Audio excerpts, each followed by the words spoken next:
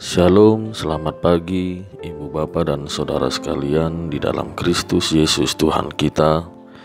Kasih karunia dan damai sejahtera dari Allah Bapa kita dan dari Tuhan Yesus Kristus menyertai kita sekalian. Saudara yang terkasih, firman Tuhan sumber kekuatan kita pada hari ini diambil dari kitab Yehezkiel pasal 18 ayat 4. Sungguh, semua jiwa aku punya, baik jiwa ayah maupun jiwa anak aku punya, dan orang yang berbuat dosa, itu yang harus mati. Demikian firman Tuhan. Saudara terkasih di dalam Kristus, firman Tuhan pada satu perikop hari ini sangat tegas tentang kecemaran dan dosa yang dilakukan setiap orang ditanggungnya sendiri-sendiri. Karena itulah Tuhan berseru kepada mereka mengatakan, semua jiwa aku punya, jiwa ayah maupun jiwa anak aku punya. Artinya Tuhan mengetahui isi kedalaman hati seorang ayah dan anak. Tuhan mengetahui kerinduan seorang ayah terhadap masa depan anaknya. Begitu juga Tuhan tahu kebutuhan apa yang harus diberikannya kepada seorang anak melalui orang tuanya.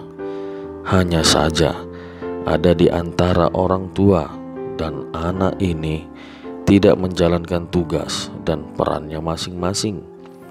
Ada orang tua yang tidak mau tahu dengan keberadaan anaknya, dan ada anak yang acuh tak acuh kepada pesan orang tuanya sehingga ia menjadi durhaka.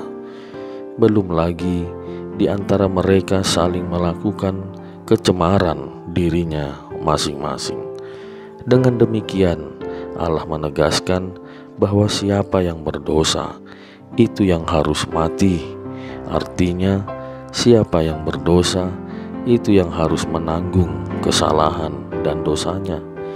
Setiap anak yang telah mengaku imannya di hadapan jemaat Tuhan telah memikul salibnya sendiri-sendiri. Anak-anak sudah menerima pengajaran iman melalui firman Tuhan dari orang tua dan gereja sebagai bekal masa depan mereka. Berhati-hatilah dengan apa yang kita lakukan, sebab yang menanggung akibatnya ialah kita sendiri. Namun ingatlah, ketika Tuhan menegaskan keterpisahan dosa anak dan dosa orang tua, tidak berarti Tuhan lepas tangan terhadap si anak dan orang tua yang terus bermain dengan lumpur dosanya. Tuhan yang maha baik itu selalu memberikan kesempatan seseorang untuk bertobat dan kembali kepadanya. Tuhan tidak berkenan kepada kematian seseorang yang menanggung kesalahan dan dosanya itu. Jangan degilkan hati, datanglah kepada Tuhan supaya mempunyai hidup. Amin. Marilah kita berdoa.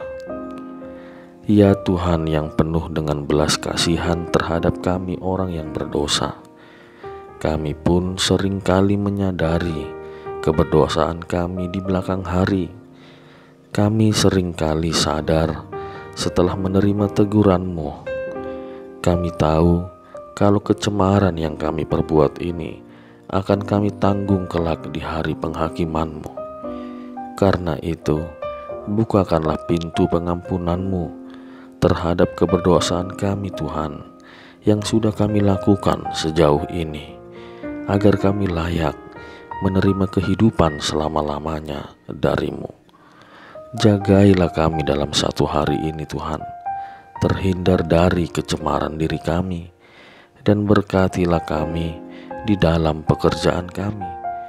Dalam nama Tuhan Yesus Kristus. Amin.